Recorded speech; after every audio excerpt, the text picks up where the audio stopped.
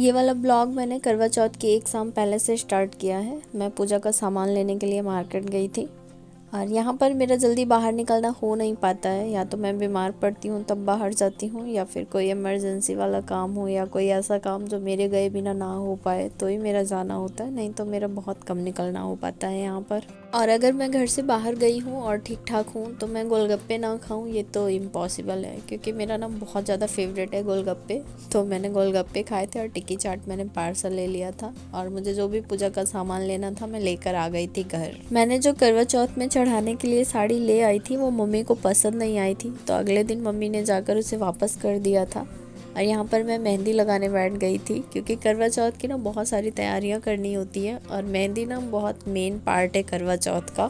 पहले तो बहुत टाइम हुआ करता था लगाने के लिए, पर अभी ना मेहंदी लगने में मेरी बहुत ज़्यादा टाइम लग गया, क्योंकि बीच बीच में सारवी परेशान कर रही थी ना, तो आधा आधा करके किसी तरह रात तक पूरी हो गई।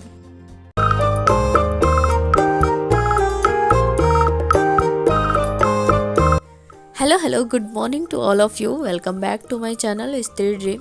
आप सभी को करवा चौथ की बहुत सारी शुभकामनाएं। उम्मीद करती हूँ कि आप सभी बहुत ही स्वस्थ और अपनी लाइफ में मस्त होंगे। और मैं भी ठीक हूँ। आज है करवा चौथ और आज मेरा करवा चौथ का फास्ट है। वैसे रात में ही मैं आज बर्तन धोने वाली थी, पर मैंने मेहंदी लगा ली थी और मेहंदी लगाने में काफ़ी ज़्यादा लेट हो गया था, इसलिए मैं धुल नहीं पाई। और हमारे यहाँ क्या होता है कि सुबह सुबह उठ कर ना केला, दूध, चाय, पानी ये सब 4 बजे के मतलब 4 से 5 बजे के बीच में ना खा लेते हैं सब। उसके बाद हमारा फास्ट स्टार्ट होता है। तो बस मैं भी चाय पानी पीने के लिए उठ गई थी 4 बजे। हस्बैंड ने जगा दिया था। वैसे मैं उठने वाली नहीं थी, क्योंकि आजकल ना ठंड का मौसम है, सुबह सुबह बहुत आलस आता है और रात में भी सोने में लेट हो गया था मुझे, इसलिए मेरा बिल्कुल मन नहीं था कि मैं उठूं। पर हस्बैंड ने बोला कि तुम उठ रही हो या फिर मैं जाऊं बना कर ले आऊं, इसलिए मैं उठ गई। क्योंकि मैंने रात में बर्तन वगैरह नहीं धुले थे, तो इसलिए मैं खुद ही उठ गई और मैंने पहले जाकर बर्तन धुला चाय के लिए और गैस साफ किया। उसके बाद मैंने चाय चढ़ा दी थी, क्योंकि टाइम ज़्यादा निकल जाता मेरा। और यहाँ पर मैं ब्रश करने आ गई थी। बहुत टाइम बाद मैंने अपने दोनों हाथों में ऐसे भर भर के मेहंदी लगाई थी। मुझे बहुत अच्छा लग रहा था। जब सुबह उठी मैंने अपने हाथ देखे ना, तो मुझे बहुत अच्छा लगा। पहले क्या होता था ना, जब मेहंदी हम लोग कभी भी लगाते थे शादी से पहले, और सुबह उठने के बाद उस पर विक्स लगाते थे काला करने के लिए, तेल लगाते थे, बहुत सारे ट्रिक अपनाते थे कि हमारी मेहंदी गाढ़ी हो जाए। और अब तो अगर लगा कर भी धुल दो ना तो भी मेहंदी चढ़ ही जाती है। और मुझे पता है कि आज मुझे पूरा दिन पानी नहीं पीना है, इसलिए मैंने 3 गिलास पानी पिए। और कभी कभी ऐसा होता है ना, जब खाली पेट में सुबह सुबह पानी पीती हूँ ना, तो पता नहीं क्यों मुझे वॉमिटिंग जैसा होने लगता है। आज भी मुझे कुछ ऐसे ही हुआ, पर बच गया, वॉमिटिंग नहीं हुई। मैंने अपनी चाय निकाली और मैं आ गई थी रूम में। हस्बैंड और सारवी सो रहे हैं। मैं सोच रही हूँ चाय के साथ थोड़ी सी पढ़ाई कर लेती हूँ।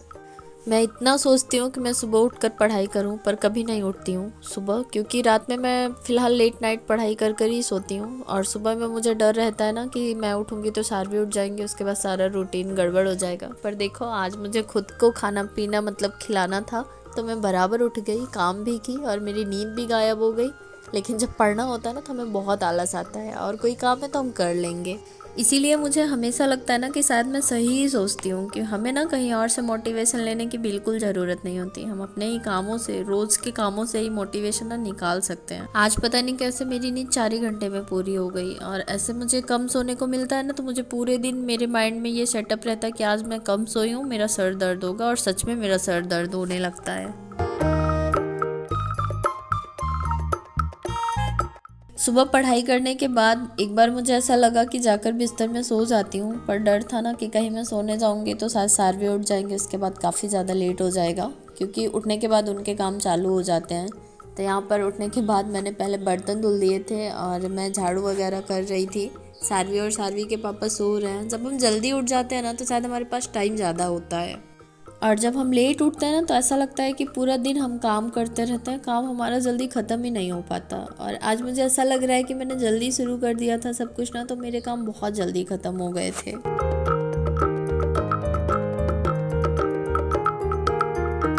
नहा धोकर पूजा पाठ करके मैं आ गई थी किचन में, और मम्मी एक बार चाय बनाकर पी चुकी थी, पर थोड़ा सा बचा था तो बोली गरम करके दे दो। और यहाँ पर मैं मम्मी के लिए भिंडी की सब्जी बना रही हूँ और हस्बैंड के लिए आलू बैगन की। 2 ही लोग खाने वाले हैं, पर दोनों जन के लिए अलग अलग सब्जी बनानी पड़ रही है। तो यहाँ पर मैंने भिंडी वाली सब्ज़ी में तड़का लगा दिया था। पहले मैंने सोचा कि जब भिंडी वाली सब्ज़ी बन जाएगी उसको खाली करके मैं उसी में आलू बैंगन बना लूँगी, पर फिर मुझे लगा ना कि अगर मैं खड़ी रहूँगी तो टाइम ही जाएगा। साथ ही साथ मैं लोहे वाली कढ़ाई चढ़ाकर उसमें बैंगन की सब्ज़ी बनाने लगी। दोनों सब्ज़ी में तड़का लगाने के बाद मैं यहाँ पर आटा गूँथ रही थी और अभी मुझे सारवी के लिए दाल भी बनाना है। और जब खाना बन जाएगा उसके बाद गैस साफ़ करके बाद में मैं दूध भी गर्म करूँगी। जितने लोग हैं उतने तरह का खाना बनाना पड़ रहा है मुझे। हस्बैंड के लिए अलग, सारवी के लिए अलग, मम्मी जी के लिए अलग। शुक्र है कि रोटी अलग अलग नहीं बनानी पड़ रही, नहीं तो मेरा क्या होता। जब तक सब्जी पक रही थी तब तक मैंने आटा गूँथ लिया था और सारवी के लिए दाल भी पैक कर दी थी। और यहाँ पर सब्जी मेरी दोनों बनकर तैयार है, तो मैं खाली कर दूंगी क्योंकि लोहे वाली कढ़ाई में रखूँगी तो बैगन वाली सब्जी काली पड़ जाएगी और भिंडी वाली सब्जी में थोड़ा सा तेल ज़्यादा हो गया था, इसलिए साइड करके मैं उसे भी खाली कर दे रही हूँ।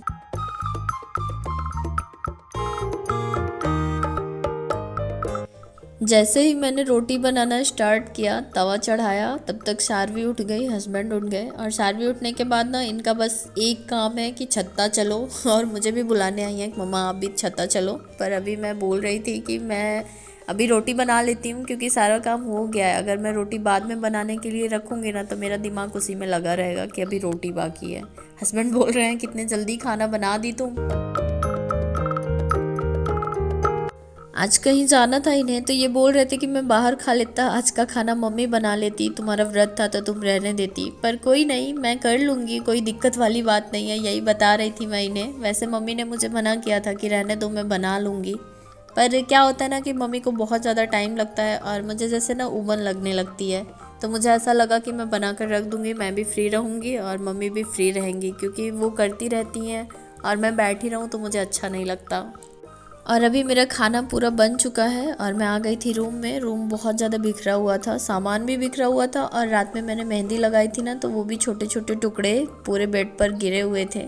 अभी फ़िलहाल मैं सारवी को तेल लगा दे रही हूँ सर में, क्योंकि अभी तक ना इनकी चानी भरी नहीं है। वो जो सर पे तलवा बोलते हैं, क्या बोलते हैं आप लोग उसे, वो अभी भी टप टप टप ऐसे करते रहता है। तो मैं सुबह उठकर पहले उस पर तेल लगा देती हूँ और यहाँ पर मैं अपना ये बेडशीट चेंज करूँगी। आज सुबह उठने के बाद पूजा करते टाइम मैंने थोड़ा सा ऐसे ही मंदिर से लेकर सिंदूर लगा लिया था। और जब कोई मेरा फास्ट रहता है या फिर कुछ पूजा वाला काम रहता है ना, तो मुझे वो जो मेरा सिंदूर दान है उसमें से सिंदूर लगाना अच्छा लगता है। और सुबह सारवी सो रही थी, अलमारी में रखा हुआ था, अगर मैं निकालती तो वो उठ जाती, इसी डर से मैंने लगाया नहीं था। तभी मैं वही अपनी मांग भर रही थी। और इनके पापा को कहीं जाना है तो वो चले गए फ्रेश होने, नहाने के लिए। और ये मेरे पीछे पड़ गई कि मुझे छत्ता जाना है, तो मैं इन्हें लेकर छत पर आ गई हूँ। और आज की वीडियो को मैं यहीं पर समाप्त करती हूँ। कल फिर मिलती हूँ एक नए वीडियो के साथ, तब तक के लिए बाय बाय, अपना खूब ख्याल रखिए।